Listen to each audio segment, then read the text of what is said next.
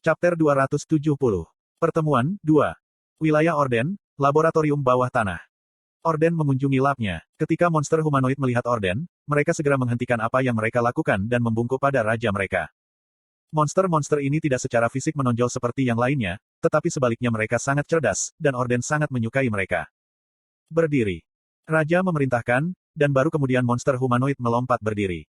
Orden melihat sekeliling lab. Kapsul raksasa berbentuk telur paling menonjol di antara berbagai peralatan laboratorium. Kapsul ini adalah perangkat medis yang digunakan untuk menyembuhkan monster humanoid yang telah terluka dalam pertempuran terakhir melawan manusia. Petik 2. Orden menatap kuru-kuru yang ada di dalam kapsul. Dari 6 monster humanoid yang dikirim untuk bertarung melawan Chameleon Troupe, dia adalah satu-satunya yang selamat.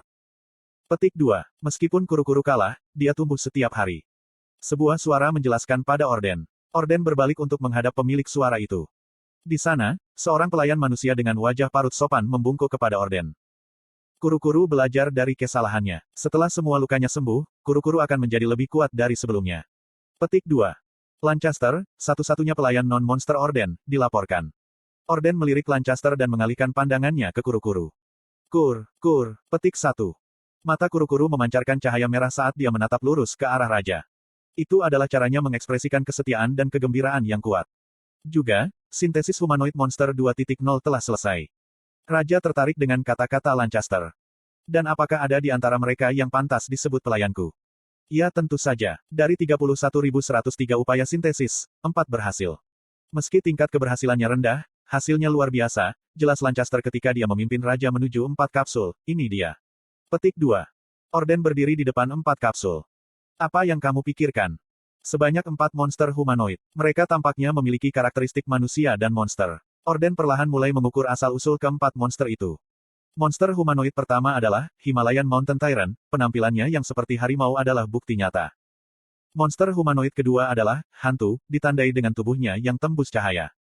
Monster humanoid ketiga adalah burung keputusasaan, memiliki paruh burung, mata sedih, dan ekor burung merak.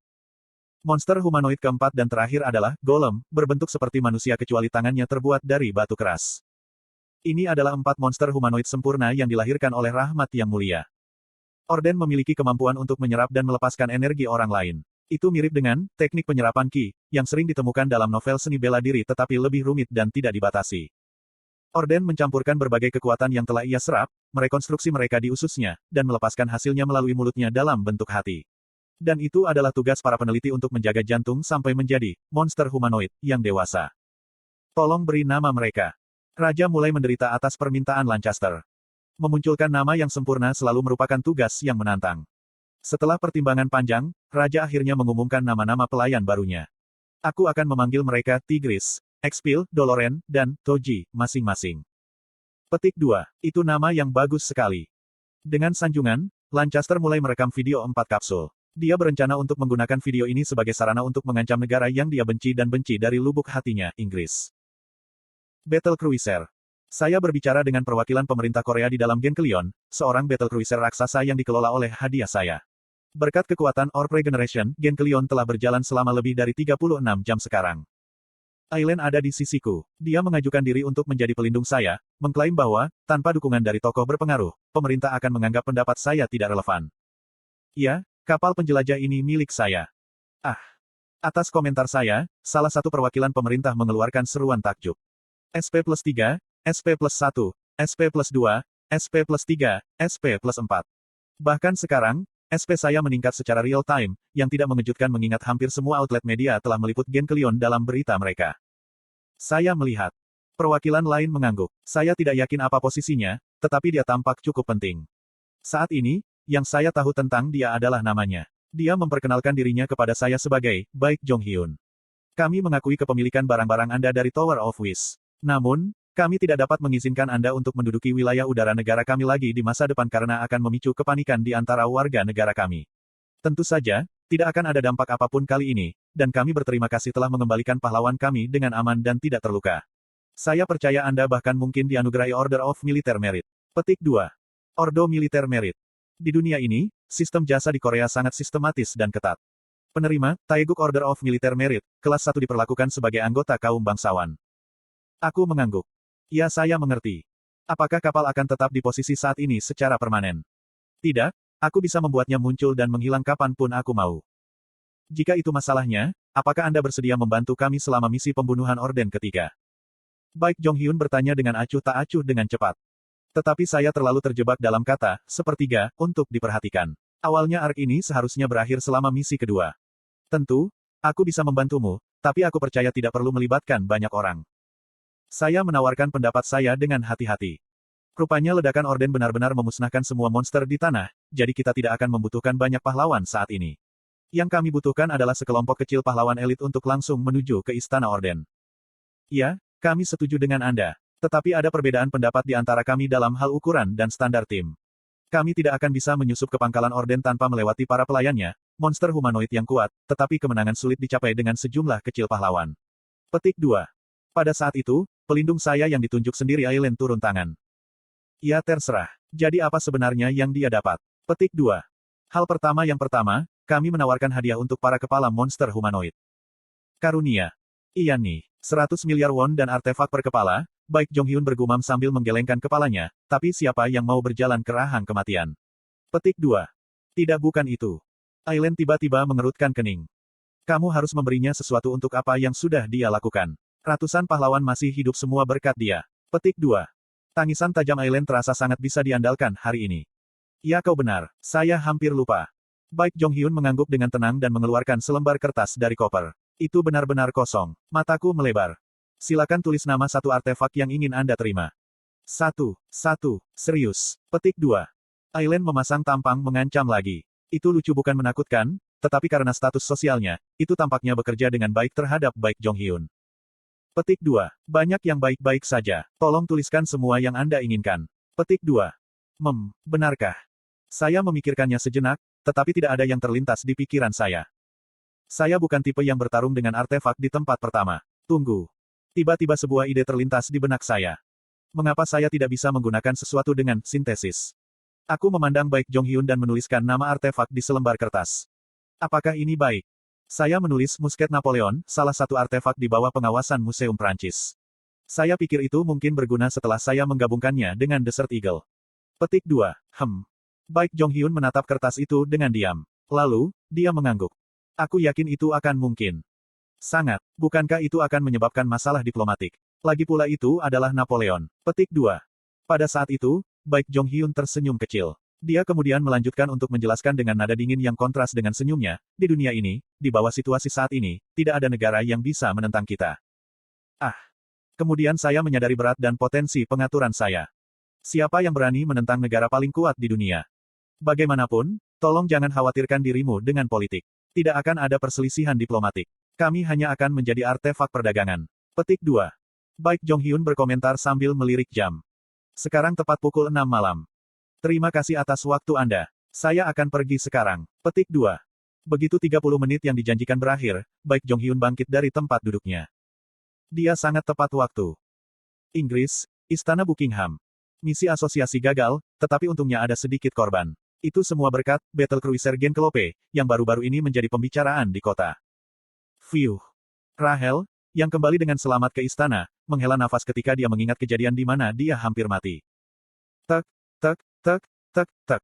Suara mengetik yang halus terdengar tanpa suara. Rahel memiringkan kepalanya dan menatap sofa. Di atasnya, Evandel yang mengenakan gaun imut mengetuk ponsel cerdasnya. Bibir Rahel melengkung menjadi senyuman.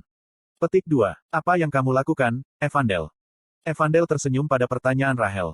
Saya mengirim SMS. Mengirim SMS. Itu benar, dia baru saja mendapat banyak teman, pikir Rahel ketika dia mengingat wajah ketiga anak yang menghabiskan banyak waktu bersama Evandel. Ada Yoon Haeyeon, sahabatnya, Leonardo, seorang bocah lelaki berusia 9 tahun yang dijuluki, masa depan Inggris, dan anak perempuan 3 tahun dari keponakan Ah Hae-in, Baer Moren. Pertama kali Rahel melihat gadis itu, dia terkejut. Aneh rasanya berpikir Baer Moren, yang berperang melawan Kim Ha-jin di masa lalu, sudah menikah dan sudah memiliki bayi. Rahel menatap Evandel dengan penuh kasih dan bertanya, apakah kamu mengirim SMS ke Haeyeon? Tidak, Evandel menggelengkan kepalanya. Lalu siapa? Aku mengirim SMS Ha-jin. Petik 2.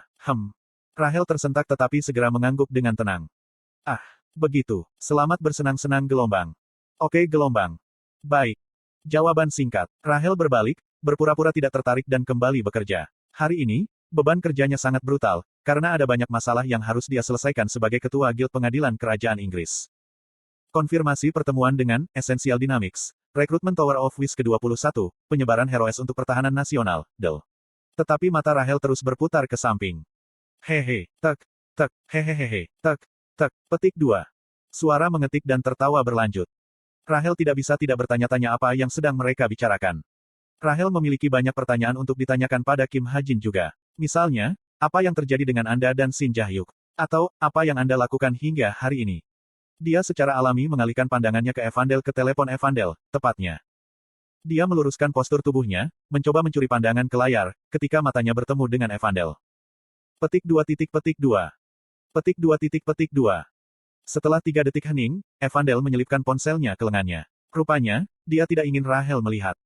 Tidak, bukan itu aku. Evandel, bukankah menurutmu sudah waktunya bagimu untuk mulai menggunakan jam tangan pintar? Ponsel cerdas, yang tidak lebih dari peninggalan masa lalu pada saat ini, biasanya dianggap sebagai versi jam tangan pintar anak-anak. Mereka adalah perangkat yang digunakan anak-anak sebelum mereka pindah ke smartwatch yang lebih rumit. Tuan Ah-hae-in sudah mengajari saya cara menggunakannya. Begitu Evandel menjawab, tiriring, suara notifikasi lain berdering. Wajah Evandel segera bersinar. Dia mungkin menerima teks lain dari Kim Ha-jin. Melihat Evandel yang bahagia, Rahel membawa kukunya ke mulut. Kemudian, dia mulai mengunyah mereka. Tidak mengherankan Evandel tidak ingin saya melihat teleponnya. Tetapi apakah ada cara saya bisa mengakses pesan-pesan itu? Rahel berpikir pada dirinya sendiri. Petik 2. Peretasan. Dia belum pernah mencoba meretas sebelumnya, tetapi sepertinya tidak ada salahnya untuk mencoba. Peretasan, Rahel mengulangi kalimat itu pada dirinya sendiri ketika dia dengan panik mencari komputernya. Kemudian dia sadar. Dia menarik utusannya. Kim Ha-jin. Dia menatap nama di layar sebentar, sebelum akhirnya mengumpulkan cukup keberanian untuk mengiriminya pesan. Karena dia berkirim pesan dengan Evandel sekarang, Rahel yakin dia akan merespons dengan cepat. Ha-jin si. Iya nih. Dan jawabannya datang dengan cepat seperti yang diharapkan. Rahel menarik napas panjang dan mengetuk keyboard dengan hati-hati. Apakah terjadi sesuatu denganmu dan Shin Jae-hyuk si? Tidak ada yang serius, hanya saja dia tidak datang bekerja sekarang garis bawah. Tidak ada yang terjadi. Kami baru saja menonton film dan hanya itu. Kami bahkan tidak bicara sekarang. Oh, begitu. Mungkin itu sebabnya, garis bawah. Saat dia dengan bersemangat mengetik pada keyboard, dia merasakan sepasang mata padanya. Evandel, yang telah mengutak-atik ponselnya di sofa, sekarang menatap Rahel. Di layar komputer Rahel, tepatnya. Petik 2. Tanpa kata-kata, Rahel menyesuaikan sudut monitor sehingga Evandel tidak bisa melihat. Evandel tidak menunjukkan Rahel, jadi Rahel juga tidak akan menunjukkan Evandel. Tidak adil. Evandel menggembungkan pipinya seperti ikan gembung. Itu caranya merajuk. Kecemasan publik tumbuh setiap hari karena insiden orden. Bagaimana situasinya di Korea? Saya pernah mendengar bahwa jumlah imigran telah mencapai titik tertinggi. Inggris dipenuhi dengan ketegangan. Kapan saja, monster di Afrika mungkin memutuskan untuk masuk ke Eropa. Tek. Meskipun demikian, Rahel terus menggerakkan jari-jarinya di atas keyboard. Tek. Dan Evandel juga mengetuk teleponnya. Tek. Suara kedua keyboard tersebut saling berbaur secara kompetitif. Terlepas dari sifat kekanak-kanakan dari situasi saat ini, ketegangan antara kedua gadis itu tinggi. Ruang latihan bawah tanah di Pandemonium. Aku duduk bersila di tanah dengan mata terpejam.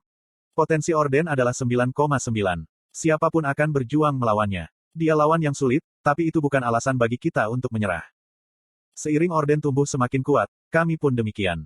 Tidak seperti novel aslinya, kami memiliki menara harapan di pihak kami sekarang. Aku menghela nafas dalam-dalam ketika aku mulai membuat daftar di kepalaku orang-orang dan hal-hal dari menara harapan yang dapat membantu kita manusia. Yang pertama adalah Medea, yang berada di ambang manifestasi. Kedua, kartu-kartu di lantai 21, aku benar-benar bisa memanfaatkan keberuntunganku dengannya. Yang ketiga adalah banyak roh yang tinggal di Tower of the Wish. Menara akan menyamai seluruh pasukan dengan sendirinya. Aku menghentikan jalan pikiranku dan membuka mataku saat aku menghembuskan nafas panjang. Yang mengejutkan saya, wajah Chok Jung-yong tepat di depan saya. Hati saya tenggelam dalam keterkejutan. Ya ampun, kau membuatku takut. Petik 2. Apa yang perlu ditakutkan? Lebih penting lagi, apa yang kamu lakukan di sini? Meditasi. Chok Jung-yong bergumam, menggaruk cambangnya. Tidak mungkin. Bagaimana perasaanmu? Dari apa yang saya dengar, Chameleon Troupe harus bertarung melawan kuru-kuru dan monster humanoid lainnya tepat setelah mereka menyusup ke wilayah Orden. Rupanya bos merobek kaki kuru-kuru, Chok Jungyong menghancurkan monster, dan kelinci drone menelan 3 monster hidup-hidup. Apakah ada alasan bagimu untuk khawatir tentang perasaanku? Namun, terlepas dari kekhawatiran saya, Chok Jungyong hanya mendengus. Monster-monster itu tidak membenciku. Sangat. Maka keluarlah dari jalanku. Saya harus berlatih. Petik 2. Petik 2. Meditasi bukan pelatihan. Mengapa Anda tidak bergabung dengan saya di sebuah spar? Petik 2. Tidak. Petik 2. Cek tes. Dasar pengecut. Petik 2. Chok Jungyong menggerutu dan meninggalkan ruang pelatihan. Keheningan yang familiar kembali. Saya duduk di tanah dan mulai bernapas. Tujuan latihan pernapasan ini adalah untuk meningkatkan potensi, kekuatan roh saya. Sesep. Pada dasarnya, kekuatan roh adalah kekuatan jiwa seseorang. Ketika saya menghembuskan napas masuk dan keluar, saya mencoba mengendalikan kekuatan roh yang terkondensasi di dalam jiwa saya. Tapi semuanya terlalu asing. Meskipun demikian, saya terus berusaha. Meskipun saya sudah memiliki pemahaman lengkap tentang kekuatan roh sebagai keterampilan utama saya perlu mempelajari dasar-dasar kekuatan roh untuk menggunakannya secara lebih efektif. Hanya ada satu masalah. Aku tidak tahu bagaimana ini bekerja. Setelah sekitar 10 menit, saya berbaring telentang di lantai. Pernapasan tampaknya tidak berhasil, dan saya tidak tahu harus mencoba apa lagi karena saya tidak tahu apa-apa tentang kekuatan roh. Ini bukan bagaimana saya melakukan sesuatu. Berbeda dengan karakter utama, setiap kali ada masalah, saya mengandalkan memodifikasi pengaturan untuk menyelesaikan masalah. Untuk mencapai peningkatan semata-mata melalui upaya, itu bukan cara kerjanya untuk ekstra seperti saya. Sekarang, apakah itu berarti saya tidak punya ruang tersisa untuk perbaikan di luar titik ini karena cara hidup saya yang cacat? Tidak, tunggu, tidak. Aku menggelengkan kepalaku dengan keras dan menarik diriku kembali. Kenapa aku berusaha begitu keras? Sampai sekarang, saya melewati situasi sulit dengan memodifikasi pengaturan. Saya masih bisa melakukan apa yang selalu saya lakukan. 6083 SP. Untungnya, saya telah mengumpulkan cukup banyak SP berkat insiden orden. Tidak perlu berpikir 2 kali. Saya mengalihkan pandangan saya ke tab seni. Sama dengan. Seni, 2/3. 1. Parkour. 2. Suara menawan. Sama dengan. Suara tampan yang bodoh. Melihatnya hanya mengembalikan kenangan buruk. Lagi pula, saya memutuskan untuk menambahkan seni ketiga di slot kosong terakhir. Art seni ketiga. Teknik pemanfaatan kekuatan roh semangat peringkat menengah. 2500 SP akan digunakan. Apakah Anda ingin menyimpan? Jumlah SP yang dibutuhkan untuk membuat seni menengah adalah 2500. Saya menekan save tanpa ragu-ragu. Penghematan.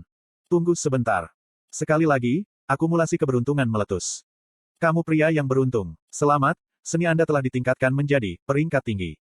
Dengan karya keberuntungan saya, seni saya kembali meningkat dari menengah ke peringkat tinggi. Pada saat yang sama, banjir ide mulai memenuhi kepalaku. Bagaimana memanfaatkan kekuatan rohku, bagaimana memanfaatkan keterampilan roh kreatif. Semua ide cemerlang itu mulai muncul di kepalaku. Kim Ha-jin. Tiba-tiba, bos muncul dari sisi lain ruang pelatihan. Sepertinya dia baru saja menyelesaikan latihannya karena basah kuyup. Kamu tidak terlihat baik. Apakah kamu terjebak? Petik 2. Bos bertanya, dan mataku berbinar. Kepalaku penuh dengan ide-ide yang ingin aku coba. Bos, diam. Berdiri. Ya, saya ingin mencoba sesuatu. Petik 2. Sementara bos memiringkan kepalanya dengan bingung, aku melompat berdiri dan mengalihkan kekuatan rohku dari tubuhku ke otakku.